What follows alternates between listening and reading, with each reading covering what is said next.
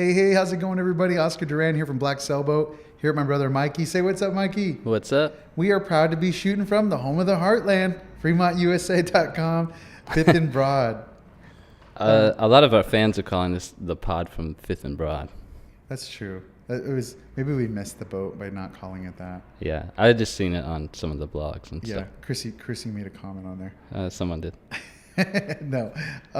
Well, today, actually, it's Mike's up. You want to talk about what you brought today to speak about? I did. I read and shared a perspective article from City Lab.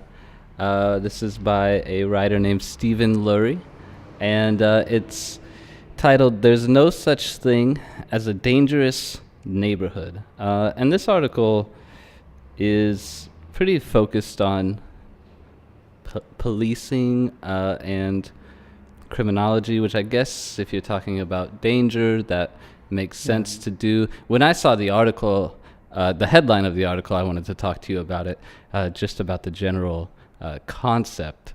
There's a lot in the article. There's a lot of statistics. There's some examples. There's some things that I think are perspective. It's labeled a perspective article, though. But Stephen's also a policy writer. Right? So that's... Or was a policy researcher. As a writer. I don't know who he is as a writer, but... That's probably true. Yeah. So I guess I'll open it up just with a very general question to you. Is there a such thing as a dangerous neighborhood? Yes. There are neighborhoods there are parts of any city and community that are a little bit rougher around the edges. Yeah. How so? In a way that's dangerous? I think so. Not in every community, but here's what I say. I think first I have to provocate that I think any community can be dangerous. In fact, I think the most dangerous communities are the ones that we let our guard down fully and think nothing can go wrong. Yeah, and I should say the article is mostly about violent crime. Yeah. So I guess an interesting thing to figure out is, what does dangerous mean? Or that's an individual determination per person, right? But what do you think dangerous means? Yeah, and he's talking fully dangerous, but that just all depends on what baggage we grew up, our cultural perspective, right? There's people that would think physical violence is dangerous. Everybody probably thinks that. It is, yeah. There's people that think property defacement can be like dangerous crime. Yeah, well, I think the reason I think about it is, I'm sure you've heard a million times when people talk about a neighborhood and they say that's a quote-unquote bad neighborhood. For sure. There's a lot of car break-ins, or there's a lot of car thefts, or there's a lot of graffiti, vandalism. Yeah, I've been part of enough graffiti conversations for sure. Yeah. So I guess that's dangerous in a way too, but I think they're mostly assumptive, which is my concern. I don't think there's physical or like viewable kind of indicators that would make people come to that assumption that an area was dangerous, but I think most of the people they're not looking at police reports or crime statistics. Well, and I think the author, give him, he's researched this. I'm sure positive he's read The Broken Windows Theory. Yep. Came out in 1982, way more times than I have. So I'm Sure. confident of that. So this isn't anything, but in terms of like an applied person who does the door knocking, does frontline community development work, I look at different variables of the Broken Windows Theory, and I don't necessarily ever think about the violent crime. I agree with his overall premise, I guess, that, and he says this, like 6 or 7 times, the majority, at least 50% of the violent crime that happens in a city is committed by less than 1% of the population. Yeah, I think... Yeah, that's not that surprising. No, it's not surprising at all. But I think that becomes the focal point in saying, really, it's not the neighborhoods that are dangerous, it's this 1%. It's a percentage of people that are dangerous wherever they may be. And it's probably, he might be saying, I don't know, that it's a part of a neighborhood that's dangerous, or that a certain concentration of people somewhere is dangerous, which I'm not questioning him having prejudice. I don't know if I Well, should be it's saying funny. that. But Here's what I thought about right now. We didn't talk about this yet. We were trying. This is the balance. Me and Mikey always want to dive in and talk about this earlier, and we're like, save it for the pod. Save it for the pod. I started thinking about the movie Trading Places. One of my favorite movies. Have you seen that? It's like Dan No. Aykroyd, Eddie Murphy. I'm kind of young, so I don't think so. But I do. I love that movie. Well, like so the whole point is about the effects that environment have on somebody's perception and their approach to life. right. And I think a big thing where I found myself challenging internally what the article was saying. I agree with what he's saying, but then like thinking in application, environment is a huge factor on what you Right. do. You know, there's a big reason my mother moved me, and when I was young, out of the Rio Grande Valley. Nothing against the valley, but there's Mhm. more opportunities to do another type of not appropriate things down there, right? I mean, Yeah.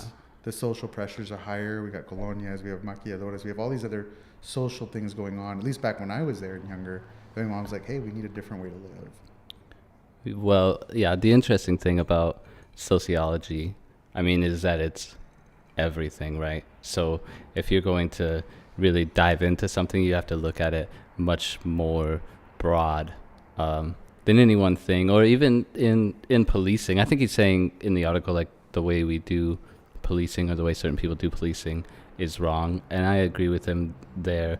Well, he's talking about like not going, like how there's a big focus to get like minor crimes, you know, not focus on bigger ones, but Yeah, and then like that status offenses. Yeah, and that does become a race problem in some ways, but it's a bigger thing. It's because to me, like, statistically, there might be higher instances among whatever demographic, right? But it's a poverty thing, really, first and foremost. So everything else that happens sociologically or within a city that makes a certain demographic have a higher rate of people living in poverty, I think, is like the first problem here, right? Like, I don't know. I just think, like, you could read the article and think, like, he's saying, like, well, it's this group that lives over here that's doing it, you know. One person, you know, different sects of our population right now could read this and be like, yeah, I agree, that 1%, we need to do something. I agree, it ain't the neighborhood. Yeah, exactly. And that's what I'm trying to avoid. And I know that's not the intention. No. And to be fair too, I don't know what part of Brooklyn he lives in that this is his lens to talk about this, and I'm not discounting it. I mean, he has a different perspective on why he wanted to write, and it's not about him.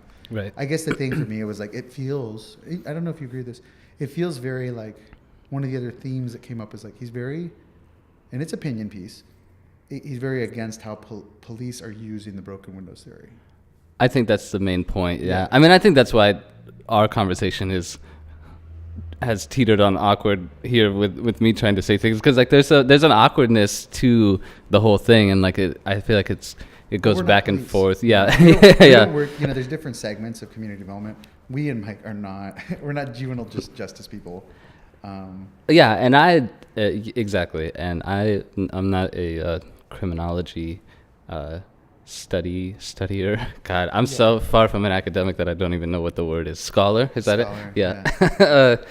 But Academic, I mean, I think he's definitely right when he says that high instances of low level enforcement by police officers doesn't by itself create public safety. You know, but then again, like the other pieces, and like I don't know what papers he's referenced or read, but then like I remember, you know, back when I was in grad school, I was reading articles that defended the broken windows theory, and they're talking about things like, hey, they're talking about the type of the defense of foot patrolling police officers, which I think is fantastic. I think that does reduce crime. I mean, gosh, we were in Kansas City, you know, just a few months ago, and what neighborhood were we in?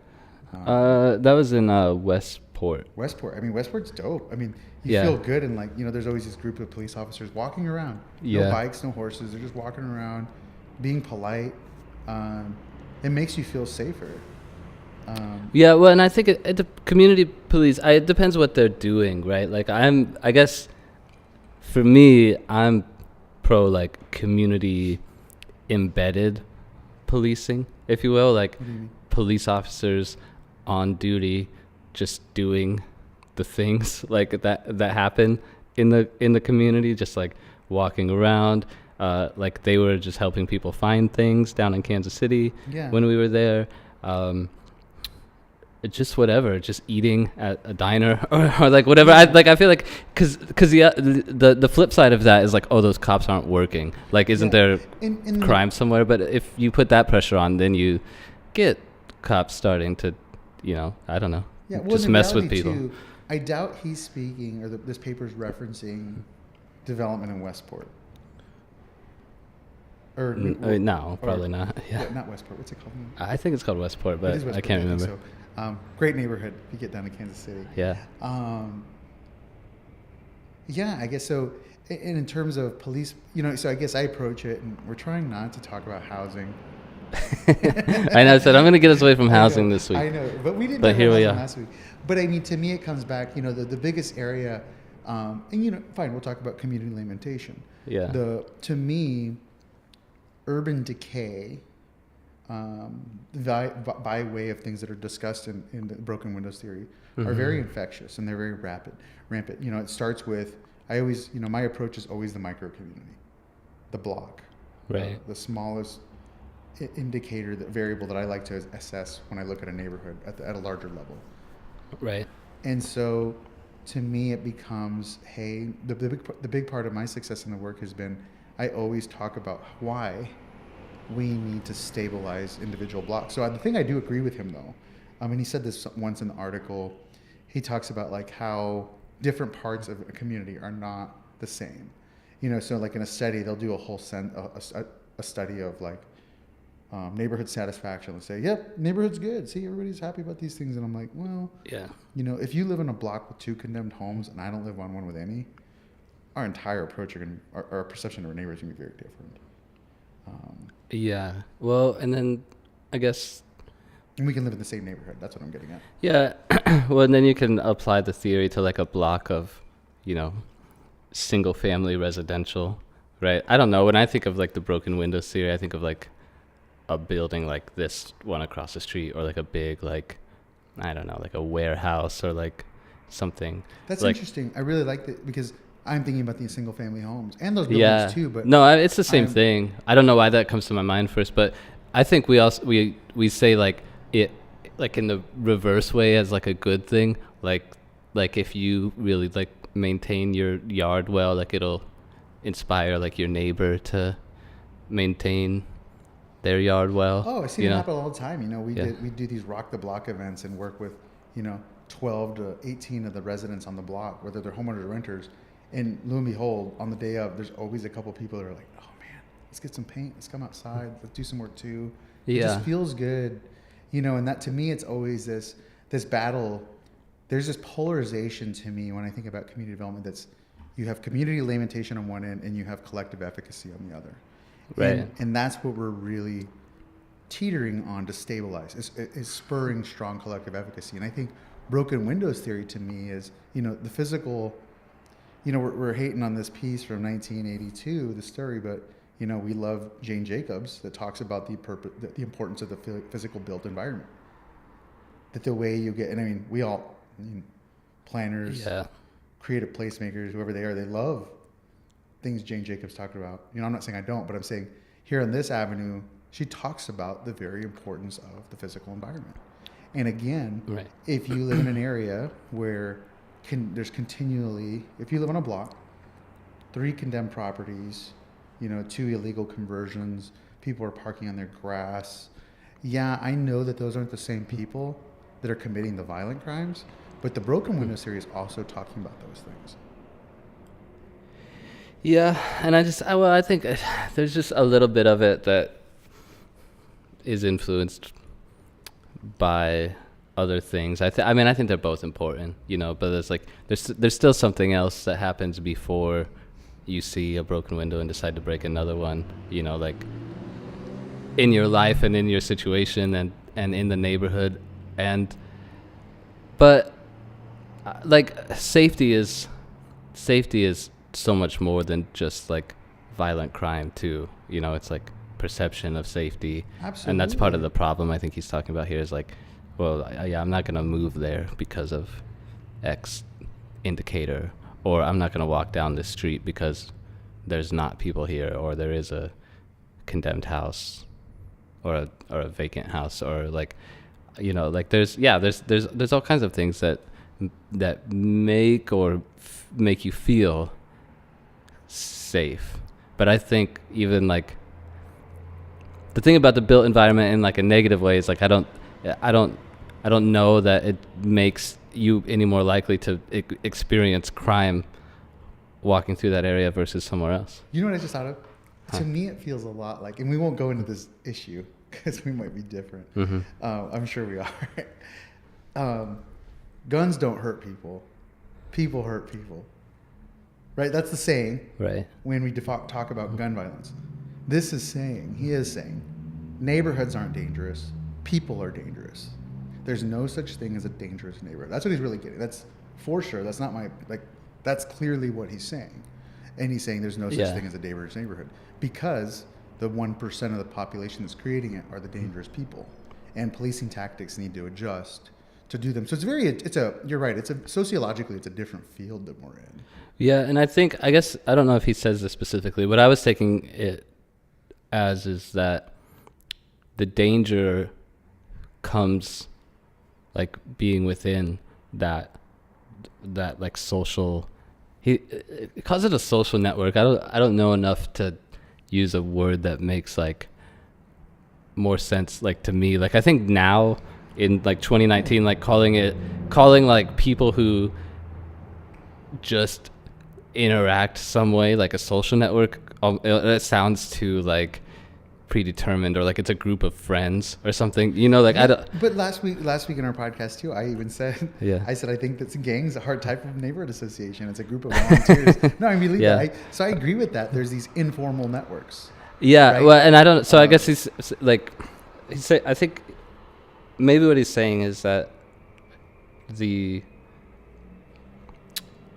like your chance of being a victim is higher being within that organization. Like you shouldn't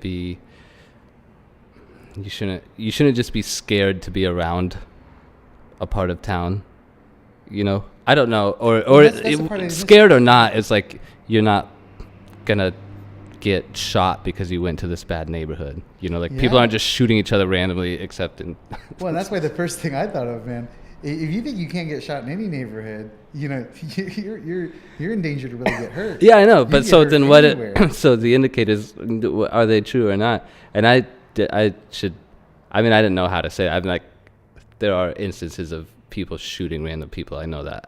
But what I mean is like a one off, like, oh, this neighborhood looks sketchy, someone's going to shoot me walking down this. Like, to me, I think that's what he's trying to say in some ways. But I disagree though. I mean in the sense that saying, I agree, people don't, maybe we jump it off, but it's like, hey, are you going to walk down this deep dark alley where you know no one and think it's going to be safe? Oh, you're just asking for it, brother. I mean, sure. I mean, at a certain level, but I'd say the same thing. Like, never let your guard down. You should just, the nighttime. Any neighborhood can be dangerous at night, and that's why I said I think any neighborhood can be dangerous. I.e., it is. I do think there are dangerous neighborhoods. Yes. Well, yeah, any neighborhood could be one. Yeah. And to his point, we probably agree. You know, it's because of that percentage of the population that commits violent crime. But to me, the broken windows theory again is, and it's not about this author or this. We're just really bringing it back to our local context, you know. And yeah, I am always thinking about, you know, and I give props to you guys and the work you're doing at One Now. So many people our age now, from my age to your age, know the names of their Eastern Omaha neighborhoods, and I think that's such a critical element of neighborhood work is identity building, because before, and I used to use this as an example. What happens when the news says somebody got shot in North O, or somebody got stabbed in South O, or that's the whole grouping, the whole 10, 15 square mile area? Right. No, but to your point, there's people that live in different parts of the city or in different cities. Like, yeah, that's the rough neighborhood. You don't go down there. And I'm like, dude, South Omaha's dope. It is. North Omaha's dope. There are parts of it that are controlled by different informal networks for sure that you should stay out of. But Mm-hmm. most people don't know the differences of where those are if you're not from there. Yeah, well, I think that's the assumptive problem that I don't like. You know, I think it's statistically you could have higher rates of whatever crime in a certain neighborhood than you have like in the rest of the city. There's a lot of reasons why that would happen, but it's like the external identity, you would say, that I mean it matters, right, in terms of like, are people going to move here? Are people going to invest here? You know. Do you remember I was trying to pull this project together? It never happened, but the whole concept makes me, I smile when I think about it because it would have been dope. I said, what is a safe neighborhood? Do you remember when I was talking about this glow park? Yeah. And it happened because I was in, God, where did we go? We were in a part of Lima once with some students from UNO, and the mayor at the time had this problem with like a red light district area, like a lot of prostitution. And they made it this, I kind of got the idea from him. Yeah. He decided to make it this water glow park. Mm. And it became this tourist, like, placemaking initiative for sure. But all of a sudden, this part of the neighborhood, which was once thought of as a sketchier neighborhood, was now somewhere went to. And it was just by adjusting the programming and then the external identity of it had to happen. So the idea that we were going to do, I was trying to get funding for. I didn't really try to get funding, but we're just trying to put it together and then, life, I guess. But I think what constitutes a safe neighborhood? So let's just talk about that. To you, what is a safe neighborhood? Well, it's way more than policing, so I'll start there. I think, yeah, like, for me, I don't have negative experiences with police officers like some other people do. So I would, like a lot of other people do, Yeah. I guess I would feel a little safer if there was a police officer around for whatever reason. I know some people wouldn't think that, but I think Versus some people are going to like duck in the car. they'd be like, There's no, the no. cops. Yeah, exactly. I'm going to go the other way. Yeah. That's funny. So I mean, I think like community efficacy like is like one thing. So like one, I think like well used density, I think, is good. Like people being outside, people who know each other, like social connectivity is good for safety. People looking out for each other, like in a natural social way. People having like pride, like all these things that you can build through like community building, that aren't like a neighborhood watch or a citizens patrol. But Yeah, and see, and again, it gets to the point where, again, I get what he's saying. Yeah, no such thing as dangerous neighborhoods, dangerous people. We should be focusing on the dangerous people, and think neighborhoods of all the same. Well, like, well, yeah, but it's whatever somebody's approach to it is. Like, oh, if you just, to me, so here's the part. When I was talking about the glow park, I said I think the most, like, so, and I'm always thinking what other people think, like external identity. Yeah. When people feel they can walk in a neighborhood at night, I think there's a general external identity acceptance that it's a safer neighborhood. And so I was thinking of like, man, how can we design something so people intentionally walk in at night? I'll be honest. Yeah. As long as we make sure a lot of violent crime doesn't happen, because I also know that a single violent crime doesn't indicate that a neighborhood's dangerous. So it's like, how can we get people to intentionally walk this neighborhood at night? right. And by that variable, people would be like, yeah, dude, this neighborhood, yeah, you go walk in it at night. People are like, oh, really? And you're safe? That's the first thing. Be like, yeah, never been an issue. Like, oh, there's police. I'm like, oh, well, then it must be a safe neighborhood. Right. Well, that borders the line of like actual danger versus perceived danger, right? And like, Yeah. I don't want to be in a dark park by myself in any part of town, you know? And the person who doesn't want to be in East Omaha for whatever reason, because of what they think comes with lower income people, and in some cases what they think comes with people who aren't white, that person's going to be just that person's going to have the same anxiety if that's what they've predetermined, passing a person who's different than them in any location or walking anywhere at night. Yeah, I mean, and that's just life. Right? I remember, you know, I love my wife, and when we got married, she's from a rural area, a farm community, and Yeah. when she got there, people were like, "Oh, you're moving where? Where?" In South Omaha, they're like, and she had a few friends be like, "Well, you need to be careful." And like, and I Right. remember Katie one time, she was like, and this isn't a judgment on her, just like her whole decision about this dangerous neighborhood was based on some conversations she had with some colleagues and friends saying, Exactly. "Yeah, that's a real rough part of town. You need to be careful." And Katie was like, "I'm never gonna be able to walk outside." I'm like, "What? Where? Our neighborhood? Right. Our neighborhood's dope." And then, like, not even a month later, I can't keep her inside. She's walking to the stores. She's walking to the old market. She's all over the place. She's like, "Oh, I love this neighborhood." Yeah. Not at night. But Yeah. again, you should be walking around anywhere at night, really, unless it's a glow park. Yeah, I think we could list 100 reasons why that is so. Here's one that might be interesting. I think if you live in a city where people don't walk as transportation by choice because it's not an easy option, then you make assumptions of people who are walking. Like that person must be homeless or that person Yeah. must be up to no good. Yeah. And then so if you do live in a neighborhood like we live in Omaha, like yeah, there are people walking out of necessity. It's not easy for them, but like they're walking like because like they don't have a car, and so like and it's the not 13 bus only runs twice a day now. yeah, Like and I mean 5:45 at night. it's not you know white woman in yoga pants walking for exercise. You know, it's like where people like are actually walking. That's not in like a you know a downtown area or something. Like people see those Yeah. people as like dangerous. You know, but then you brought up a great point, and this is again where there's so much more that makes a neighbor dangerous than violent crime. Right. You know, and I think, you know, we talk, but I think Jane Jacobs, I love her as much as the next person and her theories, but the physical built environment is important. How much lighting is on a big thing. You know, I remember Mhm. back when the Vinton merchants were talking about some of the rising crime rates and the challenge of graffiti. They're like, we just need more street lights on. We need more traffic at night. Absolutely. You need more, Right. you need density, like you said. You need more people using the space. That's what's going to deter crime.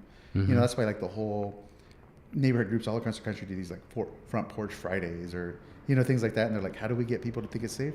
We get people sitting on the porches again. We get people out in front of the yards, not in their backyards. Yeah, basically. Yeah, and not people who are just actively looking for crime happening. I mean, I think that's a big misstep that's happened in like community police like partnerships, like or neighborhood watch and citizens patrol. I'm so like not supposed to be saying this right now, but I'm so anti both of those things. But Yeah, and it's all not going to happen like, you know, yeah. with Zimmerman in like Florida. I mean, there's some solid people. I mean, some of my best I know. friends are. You're saying that both. Structurally, I don't mean it to anyone. Yeah, he's also a Citizens Patrol member. I am not. That is so not true. He's gone out though. No. Yes, you have. Never have I gone out. Have you not? No, I might have lied because I had to at some point. Oh, okay. I don't think Well- so. I've well, never gone out on a citizen patrol, and I never I would. was an OCCP. I know member. good people who Yeah. do it too. It's Yeah. a structural thing. And I think it's a more needed thing in certain communities. Yeah. You know, and again, the whole article to me was just focusing on one segment of it, which was policing and also violent crime. And so in that realm, Right. yeah, I think the theories are probably justified. But then as we extrapolate those thoughts and say, okay, application, well, broken windows theory works for me because it talks about the importance to stabilize blocks and battle against community disinvestment. Yeah. Internally and I- externally. Yeah. I mean, like I said, I think it has to be like real. Like I think, I don't know. There's just there's a lot of it that I think doesn't take well to like the community or like event based things. Actually, I think it's good for kids. You know, I think it's like if you do events and stuff that where kids start to develop positive relationships with like police. But I think Oh, like I think seeing at the precinct, trick or treat at the precinct. yeah, I think that's good. But I think for They're just going to get candy and presents. yeah, though. I mean, they're not- for some people, they're not going to win by doing things like that. It's going to take a longer term, like real. to me, investment. it's like I love again, and this is why I love the avenue of community policing. Those dope cops, and I have high respect for the blue. Like I really do. That's a job, and you do too. When we talk about it, like Yeah, no, I what do. a tough job, and we think they're very needed, but it's like Super easy job to criticize. it is when Yeah. you're not putting your life on the, when we're not putting our lives on the line. Yeah. But it's like the thing that really helps build those bridges, and like, you know, I got a great friend here in town. His name is Jesse. He's a sheriff, and he gets to work at one of the schools, and the kids give him high fives and stuff, and like he's at a potentially lower income school, and he is having such a positive impact. I don't even need to be there to know that he's changing the whole idea of like, hey, this is somebody this is not what I'm hearing about on my parents talk about on social media. This is not what I'm seeing portrayed on the TV. I mean, we're not in 1980 LA anymore. I'm not saying police brutality doesn't happen and things, but there's still generations of distrust in certain communities of the police department, like you said. For sure, and some of it's justified, but it's like Yeah. it's really easy to take things and be very extreme in positions on them.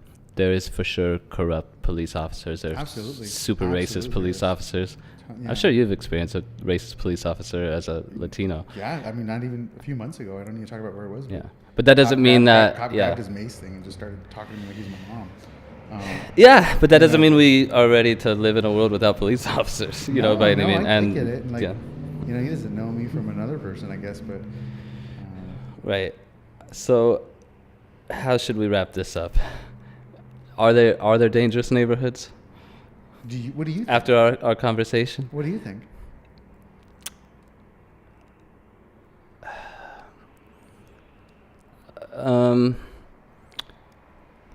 I think there are neighborhoods where there are high crime levels because of long-term disinvestment in certain groups of people in certain parts of town. So maybe in a way, but I would caution anything that's not based on people giving you assumptions of people that live somewhere. Or like So that's yes not. or no? You're saying no. I'm saying That's okay. kind of no. Okay, so Yeah. no. To me, I think yes, there are dangerous neighborhoods, but the two primary variables to me of what makes it dangerous or not are one, a enforcement's capability, an administration focused on enforcement, the police department, their ability to cover and take care of a community, and not just that, a community's of associations of citizens' ability to to be activists, to go against things and counter. Right. And I think if you have communities, and you know, it'd be interesting to ask people in Detroit right now, they're having to revisit what it means to cover parts of the city without police, not without police, but with minimal police coverage, with minimal fire department coverage, and they're having to revisit what that looks like at a necessity. And, you know, they're going to always go back to, hey, we need more active neighbors. So citizens patrols, a neighbor watching, I mean, you need more people involved. And so I think if there are communities where you don't have either of those, yes, those are dangerous communities. They could be. Crime and things like that, when there's people who don't have foster, because here's what I also don't agree with, and nobody's saying this, every community has good, honest, hardworking people in it that should be thought of. And it's not the city or the police departments or the fire department's job to make our neighborhoods better. They are a partner, but it's all of our jobs. And so, yes, I do think they're dangerous neighborhoods, but the only way we combat that is by getting more involved and by helping, doing our part. Well, I'd like to see. Yeah, I mean, I agree. I think. Yeah, I do agree. I for me, it's just like getting people involved in genuine social things. Love you said genuine, yeah. In serving, in volunteering in their neighborhood, and serving each other, and creating opportunities for each other, and helping connect people to resources, whether if that's formalized organizations or whatever. I think the problem is like it's just like, yeah, I understand. I guess we don't need to get into a debate about Citizens Patrol, but it can't look like neighbors getting involved to point out the criminals to the police. That doesn't really get us anywhere, you know? No, and actually, the citizen patrols aren't supposed to give tickets and stuff. That ain't their job either. They're Yeah. just supposed to be more eyes for the police and like, hey, call them. That's where you get these dope radios. Be like, hey, yo, officer, here's something I see going on. You might want to get over here. Don't be all being like, yo, son, what you doing out here? That ain't your job. Yeah, which I know they aren't all, but I think there's an element of it that's attractive to that type Absolutely of person. There are. Yeah, for sure there are. Were you gonna come in with a hypothetical this week? Yeah, okay, I got one. I Yeah? got one for you. Somebody gives you $500 and say, you gotta go get clothing with this $500. For something? For something, for you. For you. What are you gonna go get?